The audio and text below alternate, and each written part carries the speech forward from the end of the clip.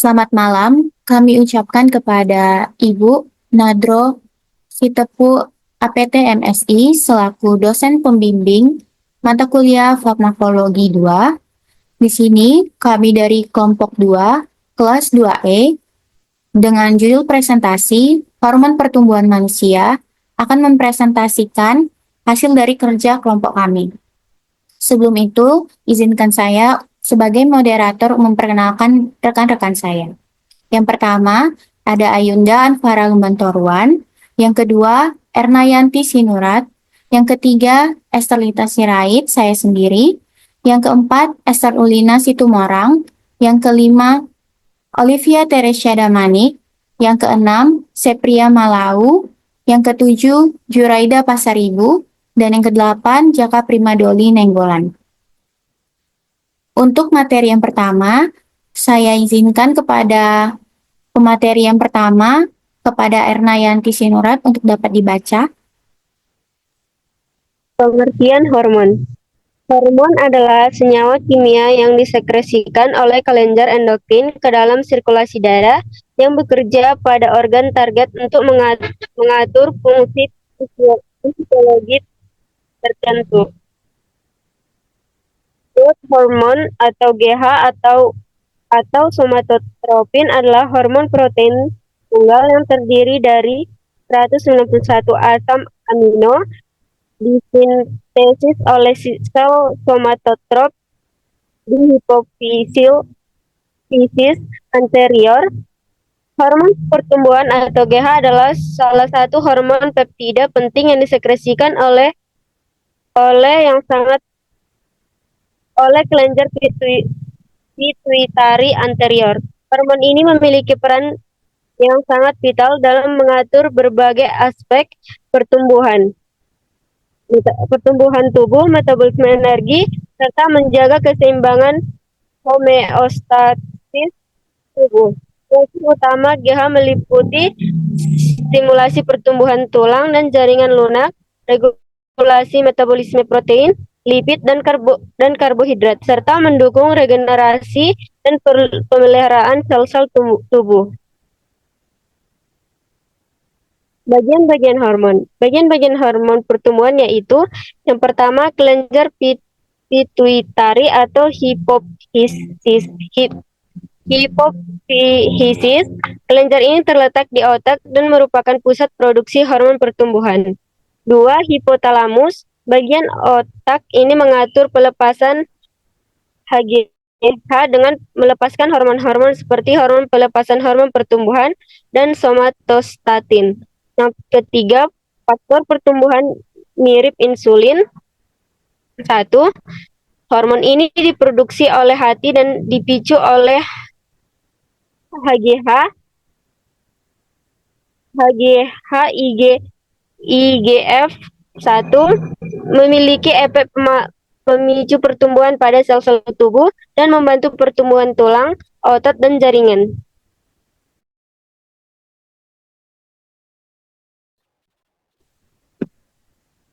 Bagian-bagian hormon. 4.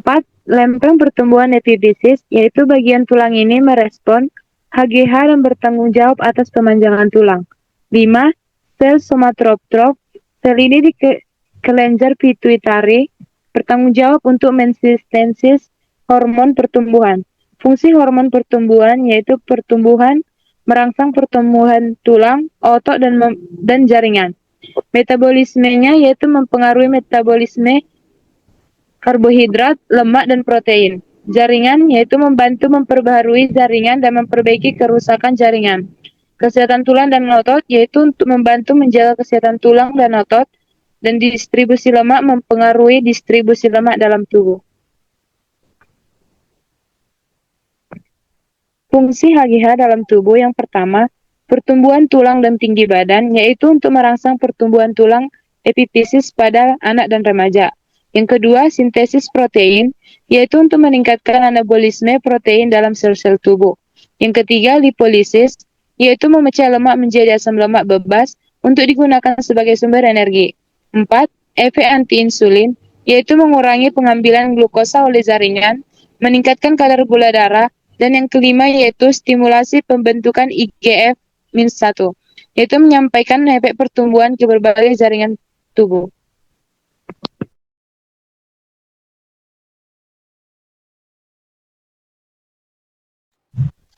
Peran hormon 1. Merangsang pertumbuhan tulang dan otot. GH merangsang pertumbuhan tulang panjang, terutama pada anak dan remaja, menstimulasi pembentukan dan perbaikan otot, serta meningkatkan massa otot tanpa lemak. Yang kedua, merangsang produksi IGF-1 atau insulin-like growth factor 1. GH bekerja terutama lewat IGF-1 yang diproduksi di hati.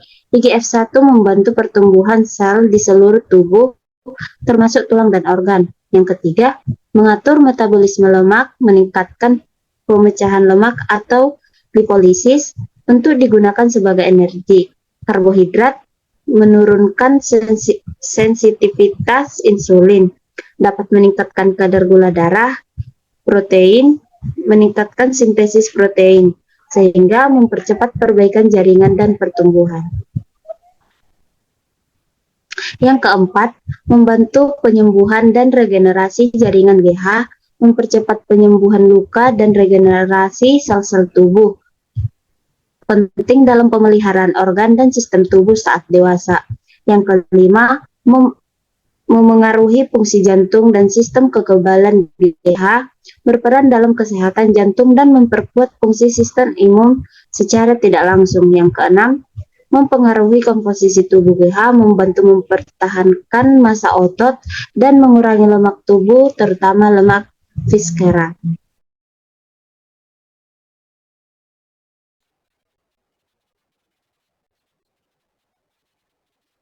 Mekanisme kerja. Yang pertama, sekresi hormon pertumbuhan. Hormon pertumbuhan disekresikan oleh kelenjar hipofisis anterior. Proses ini diatur oleh growth hormone releasing hormone atau GHRH dari hipotalamus, merangsang sekresi GH somatostatin dan menghambat sekresi GH. Yang kedua, perjalanan GH ke sel target.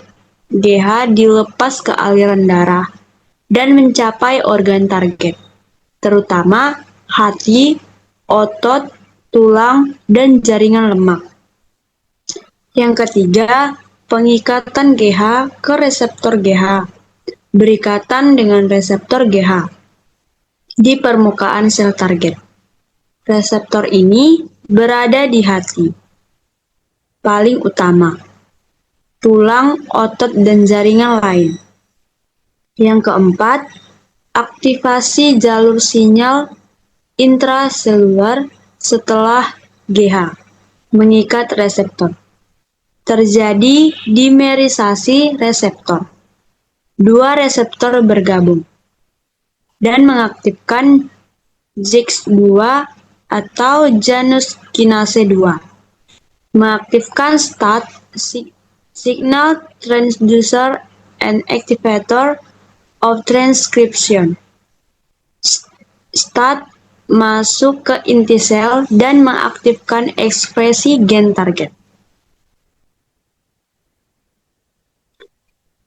Yang kelima, produksi IGF-1 di hati. Aktivasi jalur ini menyebabkan IGF-1, insulin-like growth factor 1. IGF-1 juga dihasilkan di jaringan lokal sebagai efek paracrine atau autocrine. Yang keenam, efek IGF-1 pada tubuh merangsang pertumbuhan tulang dan otot, sintesis protein, proliferasi, dan regenerasi sel, menghambat pemecahan protein, katabolisme. IGF-1 memiliki efek mirip insulin, namun utamanya untuk pertumbuhan, bukan regulasi glukosa.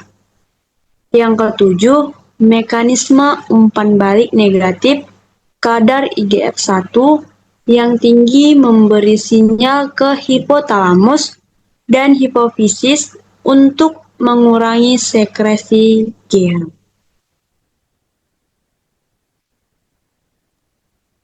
Kekurangan hormon pertumbuhan. Kekurangan hormon pertumbuhan manusia atau defisiensi GH dapat menyebabkan berbagai gangguan kesehatan tergantung pada usia saat terjadinya kekurangan. Berikut penjelasannya. Pada anak-anak, yang pertama, dwarfisme atau pertumbuhan terhambat. Tubuh pendek tidak sesuai usia, proporsi tubuh biasanya normal, tetapi pertumbuhan tinggi badan sangat lambat. Yang kedua, perkembangan tulang dan otot terhambat. Keterlambatan kematangan tulang, massa otot rendah. Yang ketiga, wajah bayi atau baby face. Wajah tampak lebih muda dari usia sebenarnya. Yang keempat, penundaan pubertas. Tidak mengalami perubahan seksual sekunder sesuai usia. Pada orang dewasa, yang pertama, penurunan massa otot dan kekuatan tubuh menjadi lemah dan lebih mudah lelah. Yang kedua, peningkatan lemak tubuh, terutama lemak perut, atau visceral fat. Yang ketiga, kepadatan tulang menurun atau osteopenia, osteoporosis, meningkatkan risiko patah tulang. Yang keempat, masalah kardiovaskular, kadar kolesterol jahat atau LDL, meningkat, risiko penyakit jantung meningkat. Yang kelima, gangguan psikologis mudah lelah, depresi, kecemasan, dan menurunnya kualitas hidup. Dan yang keenam, kulit menjadi tipis dan kering karena berkurangnya regenerasi sel.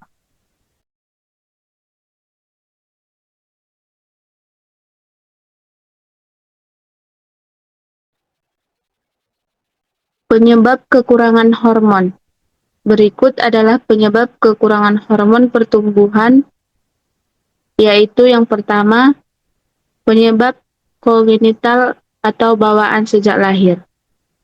Kelainan genetik yang mempengaruhi perkembangan hipotalamus atau hipofisis, misalnya mutasi gen GH1, kelainan genetik yang mempengaruhi perkembangan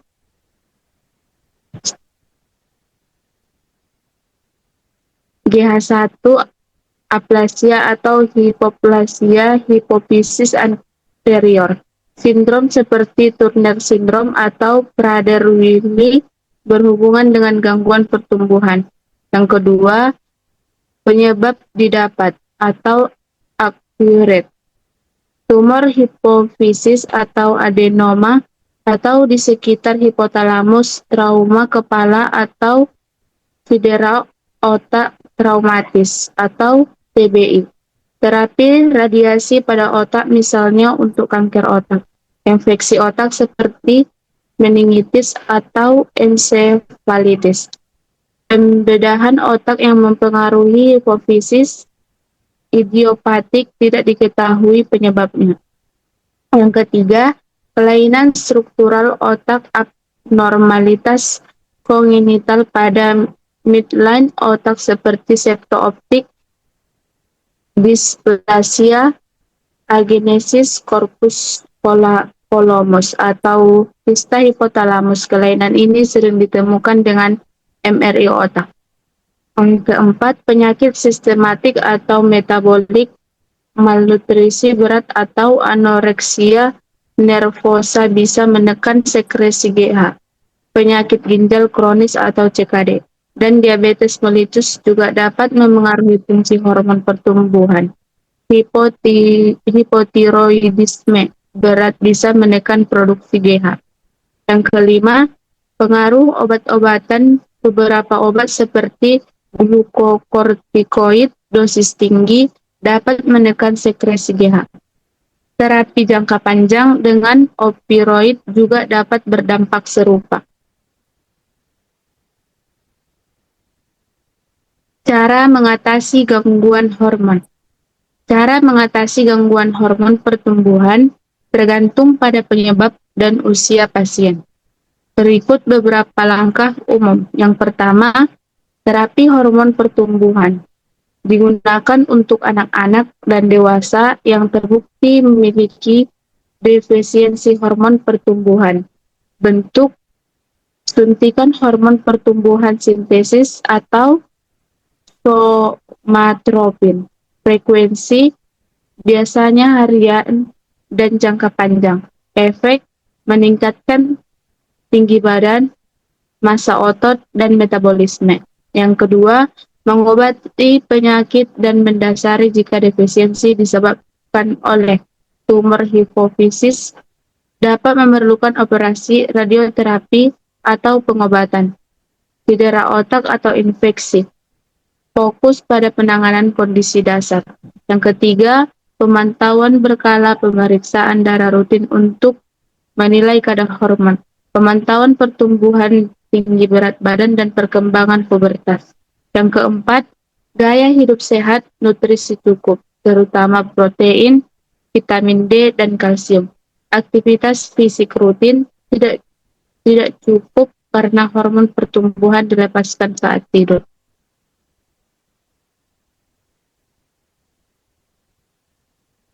Cara mengatasi gangguan hormon dan beberapa obat yang digunakan untuk mengatasi kekurangan hormon pertumbuhan manusia atau yang sering disebut growth hormone deficiency. Pertama, somatropin atau human growth hormone synthesis. Ini adalah bentuk sintetis dari hormon pertumbuhan manusia yang paling umum digunakan dalam terapi. Contoh nama dagang: norditropin, genotropin, umatrope, Saizen, omnitrope. Cara penggunaan: disuntikan secara subkutan setiap hari atau sesuai anjuran dokter. Efek samping yang mungkin terjadi: nyeri sendi atau otot, pembengkakan ringan, retensi cairan, sakit kepala, kadang-kadang resistensi insulin, walaupun jarang. Yang kedua, obat pendukung lain jika dibutuhkan. Jika gangguan disebabkan oleh masalah pada hipotalamus atau kelenjar pituitari, mungkin diperlukan hormon lain seperti hormon tiroid atau levothyroxine, hormon kortisol atau hidrokortison, hormon seks, testosteron atau estrogen bila ada gangguan pubertas. Semua obat ini harus digunakan dengan resep dan pengawasan dokter spesialis endokrinologi. Kesimpulan, dapat disimpulkan bahwa hormon pertumbuhan GH adalah hormon penting yang diproduksi oleh hipofisis anterior dan berperan dalam pertumbuhan tubuh serta pengaturan metabolisme. GH bekerja secara langsung maupun tidak langsung melalui IGF-1 untuk merangsang pertumbuhan tulang, otot, dan jaringan lainnya. Kekurangan GH dapat menyebabkan keterlambatan pertumbuhan pada anak dan gangguan metabolik pada dewasa. Kelebihan GH dapat menyebabkan gigantisme pada anak dan akromegali pada dewasa. Terapi hormon pengganti tersedia dan harus diberikan secara hati-hati di bawah pengawasan medis. Keseimbangan kadar GH sangat penting untuk menjaga kesehatan dan fungsi tubuh secara optimal.